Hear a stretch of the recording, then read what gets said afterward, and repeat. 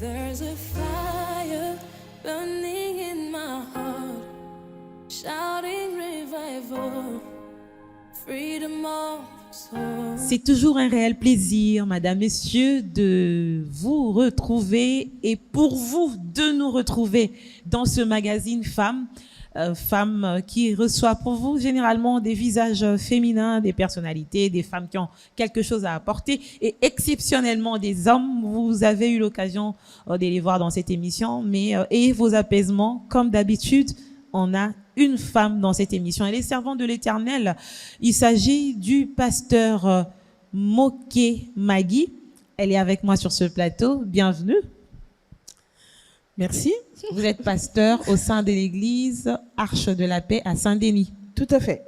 Alors, j'ai envie de parler tout de suite de votre parcours en tant que pasteur. J'aimerais que vous puissiez nous parler de vous, votre rencontre avec les seigneurs, comment vous en êtes arrivé là. Et moi, je suis sûre que je garde mes cartouches. Très bien.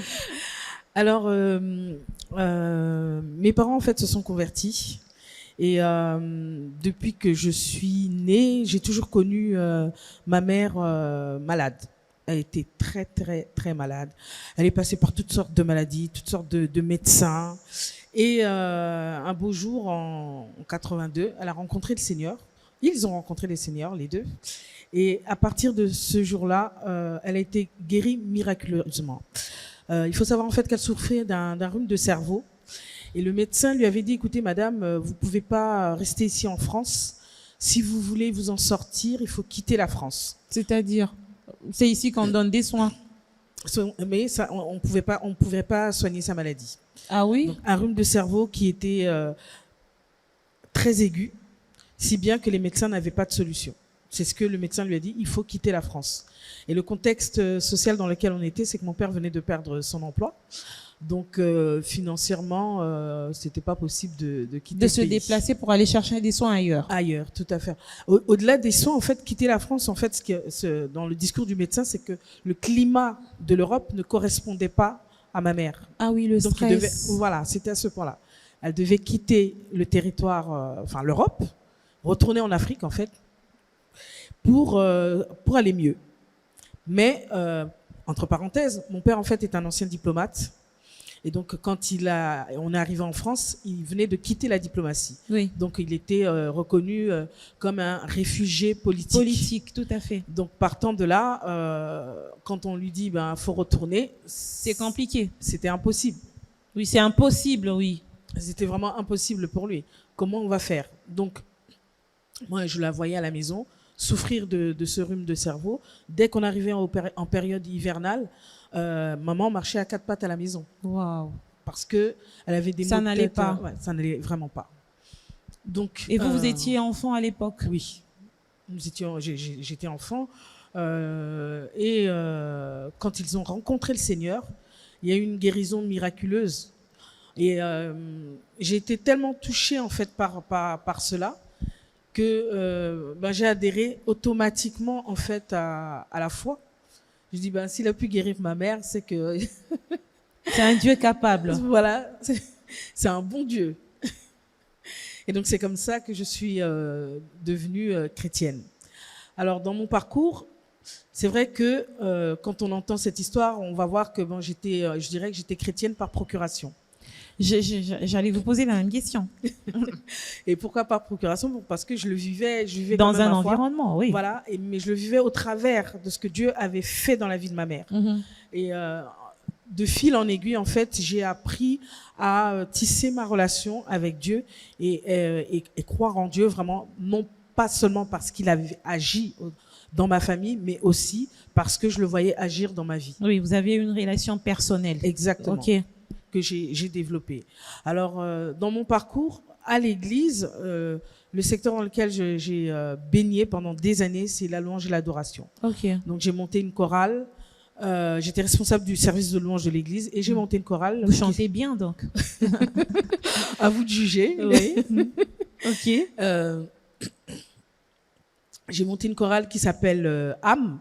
Donc c'est une association. Donc le nom c'est Association artistique mission évangile. Ok. Donc on utilise en fait l'art, donc entre autres le chant, la danse, le théâtre et tout ce qu'on peut exploiter comme art.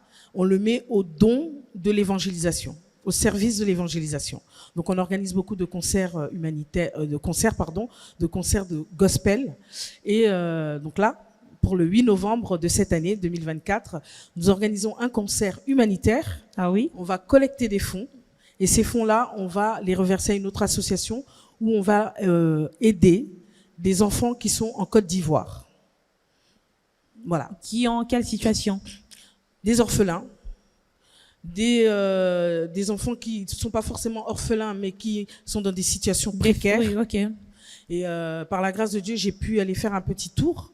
Il y a Pour faire un état des lieux. Exactement. Mhm. Et cela m'a permis de voir un peu où est-ce qu'on devait porter notre pierre. C'est la première fois que vous faites cette Ce collecte type- ou ce type d'action, oui.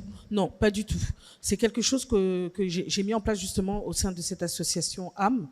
Où on fait pas que de l'artistique, justement, on n'est pas là que pour chanter. Oui. Et donc nous avons travaillé pour Haïti, où on a aidé des personnes à mettre en place une école. Nous avons travaillé également pour les Indes, où pareil, ça leur a permis de bâtir une école. Nous avons travaillé pour le Congo, Kinshasa, et précisément dans la région où il y a de l'Est. Oui. Et donc là, on a permis d'acquérir un appareil pour un hôpital pour soigner les gens de maladies oculaires. Ok. Donc ça leur a permis d'acheter justement cet appareil-là. Et nous avons travaillé pour la France parce que nous sommes ici en France. Et La pour charité bien ordonnée commence par soi-même, bien quand sûr. même. Et pour la France, nous avons travaillé avec une association qui, elle, donne des repas aux personnes qui, en période d'hiver, dorment dans les rues, Ok. dorment dehors. Mhm. Donc ça leur permet d'avoir un repas chaud Pendant l'hiver. pendant la période d'hiver. Alors, j'aimerais juste parler de cette collecte parce que c'est un fait très social et ça touche beaucoup des cœurs. Est-ce que les chrétiens donnent? Oui, mais Ça marche bien avec les chrétiens? Est-ce que vous avez ouvert cette collecte et aux non-chrétiens et aux chrétiens? cette collecte est ouverte à tous. En fait, si vous voulez, c'est que le concept en lui-même, comment il est structuré, Oui. s'ouvre à tout le monde. C'est que la base, c'est le concert. Le concert Mais c'est un gospel. concert gospel. C'est un concert gospel. Mais Oui. ici, ce qu'il faut savoir, c'est que moi, je suis en France. Ici, en France, les concerts gospel sont très appréciés. Oui. Donc, on a toutes sortes de publics qui viennent. On a des musulmans qui viennent Oui. assister à nos concerts.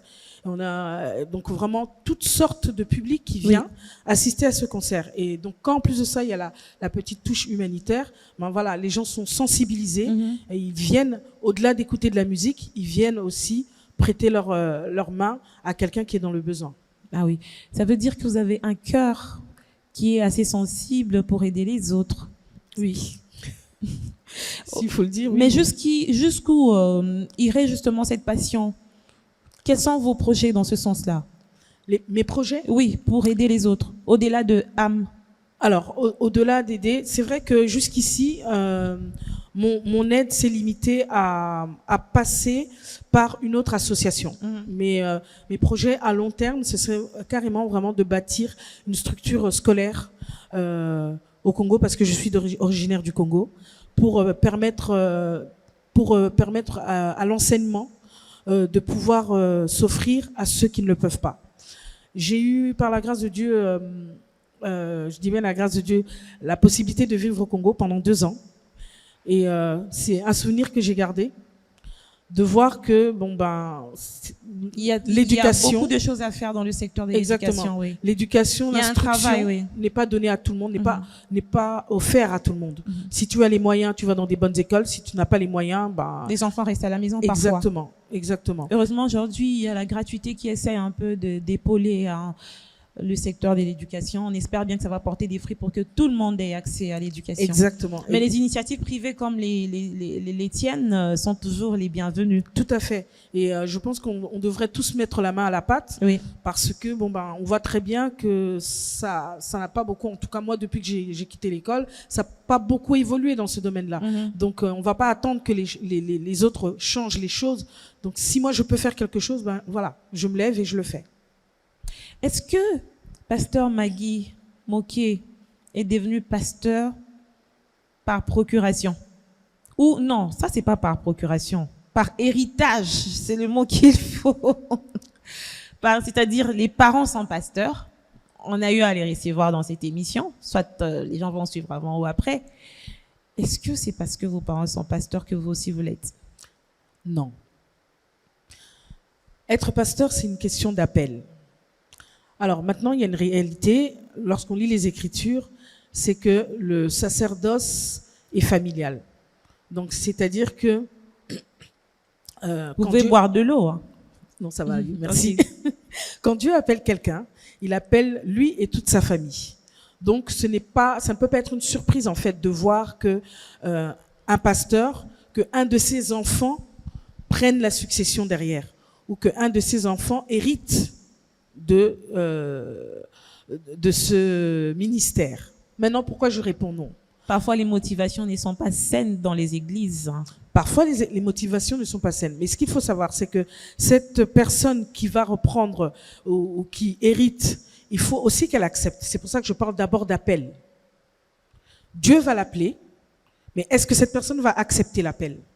Et j'en parle, pourquoi? Parce que... Il n'y a pas eu de forcing. Tout le temps, on venait vous dire, mais Maggie, tu sais que tu dois être consacrée. Parce que. Il n'y a pas eu. C'était plutôt une prise de conscience parce que justement, je fais partie de ces personnes qui refusaient carrément. Ah oui? Ah oui, je voulais pas en entendre Vous étiez parler. conscient de cette responsabilité qui vous attendait? Non seulement consciente de la responsabilité qui m'attendait, mais surtout, en tant qu'enfant de pasteur, on a l'impression en fait que on vit dans l'opulence, que tout va bien, tout est rose et tout ça. On voit beaucoup de choses qui nous éloignent, qui vont même nous éloigner de l'évangile. Tout à fait. Et au moins vous en êtes consciente. Totalement. Et on est tellement, pour dire vrai, dégoûté que c'est le dernier endroit où on a envie de finir. Donc, quand mes parents me disaient, écoute, il faut que tu sois consacré pasteur, je dis, mais hors de question. Jamais de la vie. Je l'ai dit, jamais. Mais il y a eu une prise de conscience. Une prise de conscience, pourquoi? Parce que on se rend compte que même si on veut pas l'être, on fait des choses naturellement. Ça vient tout seul. Oui. Ça, c'est un. Ça veut dire que vous aviez l'appel. Oui. Ça, l'appel, je l'avais. Mais accepter maintenant cet appel, ça, c'est autre chose. Et donc, je l'ai pas accepté tout de suite. La deuxième chose qui m'a amené à avoir cette prise de conscience, c'est que l'œuvre a pris de l'ampleur, l'œuvre a grandi, et les parents aussi ont pris de l'âge. Et au fur et à mesure, on se rend compte en fait que, soit on laisse le bateau couler, parce que si eux ils partent, qui c'est qui va prendre derrière? Parce que en toute sincérité, dans mon cas de figure, en fait, il y avait plus personne. Il y avait vraiment personne qui pouvait assurer la relève derrière. Et donc, du coup, ça a été une vraie prise de conscience pour dire, on peut pas laisser ça comme ça. Dans l'assemblée, il y a un comité, il y a un collège, des anciens, des... Oui, il y a un comité, il y a des anciens. Oui, des gens peuvent assumer la relève. Il y avait des pasteurs qui sont partis. On s'est retrouvés. Donc, l'environnement était propice pour complètement vide. Donc, soit on attend que quelqu'un vienne, quand, comment. Soit Dieu vous utilise. Ça marche bien? Vous vous sentez bien dans votre peau de pasteur? Pasteur femme en même temps. Alors, je ne sais pas si je dois dire me sentir bien, parce que pour moi, ça a toujours été une très, très grande responsabilité. Vous faites avec. Voilà, exactement. C'est vraiment ça. Il y a justement un prix à payer. C'est en fait de ça qu'on voulait aussi parler autour de cette émission, pour arriver quelque part. Et quand on arrive quelque part, il y a un standing des valeurs, des principes à maintenir pour ne pas tomber, ou soit quand vous tombez, vous puissiez rester stable moralement, émotionnellement. Est-ce qu'on peut parler de ces choses-là? Oui, bien sûr. C'est quoi le prix à payer? Le prix à payer. Mon parcours m'a permis en fait de voir autour de moi, en tant qu'enfant de pasteur, beaucoup de personnes, et notamment des serviteurs de Dieu, mais au-delà même des serviteurs de Dieu. Je me suis toujours posé la question, pourquoi les personnes arrivent là et finissent toujours par chuter? C'est quoi le problème? Et ce que j'ai pu observer, et au regard bien entendu des Écritures, c'est que l'homme a des forces et des faiblesses. Et dans 9 cas sur 10, c'est que lorsque la personne va chuter, c'est par rapport à ses faiblesses. Et donc, ces faiblesses-là, nous avons besoin de les gérer, de les traiter avant d'arriver là-haut. Alors, les gérer, les traiter comment? En fait, la première étape, c'est de savoir les reconnaître. Quelqu'un qui ne reconnaît pas qu'il est faible à tel niveau, quand il va arriver là-haut, il est sûr de se casser la figure. Et comment reconnaître ses faiblesses? Ça, c'est la grande question. La grande question, c'est très simple, très facile. Comment? Votre entourage vous le dira, toujours. Les gens avec lesquels on n'a pas le sens de l'écoute. Exactement. C'est pour ça qu'il faut savoir reconnaître. Et donc, qui demande de savoir reconnaître, c'est savoir écouter. Écouter son prochain. Si 1, 2, 3, 4, 5 vous disent toujours la même chose, arrive un moment, il faut savoir prendre du recul. Vous allez dire qu'ils sont jaloux. Pour certains, ils vont dire, mais surtout dans les églises, hein, c'est devenu très fréquent. On est chrétien, on sait ce que c'est. C'est un clic, c'est une clique des personnes très jalouses. Ils m'aiment pas, alors ils disent la même chose. Alors, moi, je répondrai la chose suivante. Dans le cadre de l'Église, on est d'accord? On reste dans le cadre de l'Église. Oui. Si on est dans le cadre de l'Église, on ne peut pas être chrétien et se dire que forcément les gens sont jalouses. C'est que à ce moment-là, on n'a pas d'intimité avec Dieu. Parce que celui qui a une réelle intimité avec Dieu, les gens vont parler autour de toi. Mais si tu es vraiment enfant de Dieu, tu vas chercher la face de l'Éternel. Seigneur, ce qu'ils sont en train de dire de moi, est-ce que c'est ça? Et Dieu parle. Dieu parle. Et quand il parle, et quand on sait l'écouter, il va même décortiquer. Il va même créer des situations où tu finiras par te rendre compte, par voir par toi-même, tu vois ce que je te disais, voilà le problème que tu as. Mais qu'est-ce que vous vous reprochez, par exemple, par rapport à certaines faiblesses qui peuvent se manifester et être très dangereuses pour l'élévation d'une personne? Je ne peux pas dire qu'il y a des faiblesses plus dangereuses que d'autres. À partir du moment où on est un être humain, on est loin d'être parfait. Oui, on manifeste toujours des faiblesses. On a toujours des faiblesses. Oui. Mais ce qui est important, c'est de pouvoir identifier ces faiblesses et les gérer, les traiter. Maintenant, c'est vrai qu'il y en a d'autres qui sont plus parlantes que d'autres. Je vais reprendre ce que j'ai entendu, le manque de maîtrise de soi. Et quand je parle de maîtrise de soi, c'est pas dans le caractère, ne pas savoir se contenir. Tout ce qui est en rapport avec le sexe. Les gens n'arrivent pas à se maîtriser. C'est un problème. Si tu n'as pas su te maîtriser avant l'élévation, ça va te rattraper. Ça c'est important parce qu'on a vu des grands hommes, même des politiciens, qui sont tombés par le sexe. Exactement. Des hommes des dieux qui sont tombés Même chose. par le sexe. Exactement. C'est quand même un point important. Donc, il faudrait identifier et travailler sur ça. Exactement. Et le danger, c'est que quand on échange avec ces personnes, ils ont beaucoup de mal à reconnaître leur part de responsabilité. Et j'en ai même entendu dire « Ah mais c'est pas de ma faute, c'est parce que ma femme, mon épouse ne s'est pas bien occupée de moi. » Oui. Non. Et là, ça nous ramène toujours à c'est pas une raison. À l'histoire. Non, jamais. Ça nous ramène à l'histoire de la Genèse. C'est que quand Dieu est venu parler à Adam, il a parlé à Adam. Il a dit « Adam, où es-tu ?» Il n'a pas dit « Ève, où es-tu » Mais la réponse d'Adam, c'était quoi? C'est ma femme. C'est la femme que tu as mis à mes côtés. On est toujours là pour dire que si je fais mal, c'est à cause de l'autre. Tout à fait. On est responsable de nos actes. Avant de commettre un acte, quel qu'il soit, il y a une décision qu'on doit prendre. Et cette décision, elle vient de nous, elle vient pas d'à côté. Donc on ne peut pas dire qu'aujourd'hui, si je commets un meurtre, c'est parce qu'il m'a énervé. Non. Et avant même de commettre le meurtre, l'acte que l'on veut poser, ça rumine d'abord dans la tête. On le conçoit, on le structure, on l'organise. Et après, on pose l'acte. Donc avant d'en arriver là, il y a eu du chemin. Il y a eu beaucoup d'étapes à franchir. Exactement. Donc comment on peut dire que mais c'est à cause d'un tel, c'est à cause d'un tel. Non, on est responsable nous-mêmes de nos actes. L'autre a peut-être influencé dans une direction, mais nous sommes responsables de nos actes. Et donc il faut savoir que moi j'ai une faiblesse dans tel domaine. Moi j'ai une faiblesse dans tel domaine. Un autre élément qui parle beaucoup, c'est la convoitise, l'amour de l'argent. Oui. Quand ça monte à la tête. Cupidité.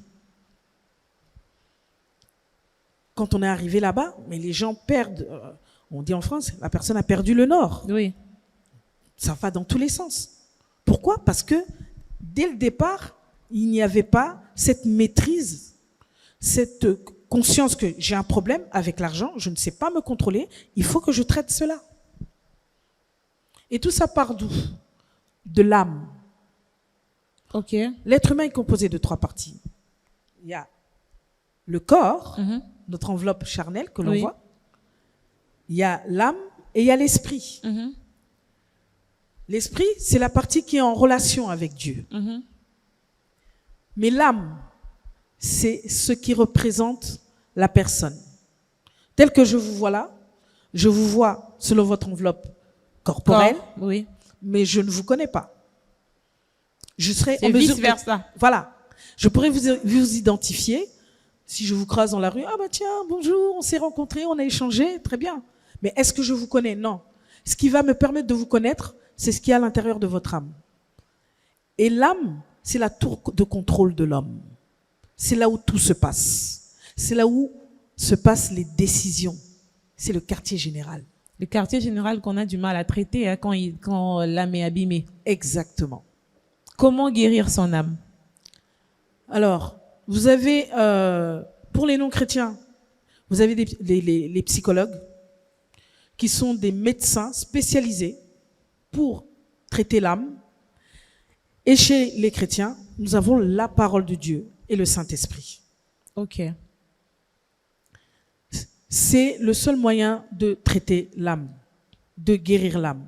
Mais pour arriver justement à cette étape de guérison, il faut avoir cette humilité de reconnaître que je ne vais pas bien, que je suis malade et donc j'ai besoin de me soigner. Le grand combat se situe là. Exactement. Mais est-ce qu'il est arrivé à des personnes de justement reconnaître et de ne pas aller à l'étape suivante, de guérir? Tout à fait. Ou de rater la guérison? C'est vrai, ça arrive. Ou de tomber sur des mauvaises personnes. Quand je parle des mauvaises personnes, je me situe un peu dans l'église où il y a tout maintenant. On a du mal à reconnaître les vrais défauts. Et parfois, les âmes sont davantage enfoncées dans le mal. Malheureusement, dans nos églises aujourd'hui, surtout dans l'église du 21e siècle, il y a à manger et à boire. On a droit à toutes sortes de choses, toutes sortes d'individus. Mais la Bible est claire là-dessus. C'est celui qui a une intimité avec Dieu. C'est lui qui a une relation avec Dieu qui sera à même de pouvoir discerner le bon du mauvais. Et souvent, ce qui nous amène à tomber entre les bras du mauvais, c'est que parfois, on n'a tout simplement pas su associer Dieu dans notre démarche. Et on se limite en fait à ce que l'on voit. Tout ce qui brille n'est pas de l'or. Ce n'est pas parce qu'on voit des miracles que forcément ces miracles-là viennent de Dieu. D'où l'importance, la nécessité d'avoir une intimité avec Dieu, une intimité avec le Saint-Esprit. C'est le scanner par excellence qui est capable de te dire ça c'est bon, ça c'est mauvais. C'est le scanner par excellence qui est capable de te dire son cœur est bon, son cœur est mauvais. Et quand on marche avec lui, on peut éviter beaucoup de problèmes. On a parlé de l'identification de nos faiblesses pour pouvoir ne pas chuter, je pense, hein, c'est ça, quand on atteint une certaine élévation. Est-ce que vous avez d'autres facteurs? Non, en tout cas, de ce que j'ai pu... C'est le socle. Oui. De l'expérience que j'ai vécue, l'analyse que j'ai faite et quand je regarde, c'est l'élément principal. Et j'ai pu, notamment dans le corps du Christ, j'ai vu 3 péchés: l'orgueil, l'amour de l'argent, le sexe. Et tous ces 3 éléments-là sont dévastateurs. Chez les femmes aussi? Chez les femmes aussi. Non. Alors, quand vous dites chez les femmes aussi, sur les femmes. Dans quel domaine? De manière générale, l'orgueil, l'amour de l'argent, le sexe, lorsque les femmes occupent certaines responsabilités, apparemment, elles ne sont pas beaucoup concernées par ça.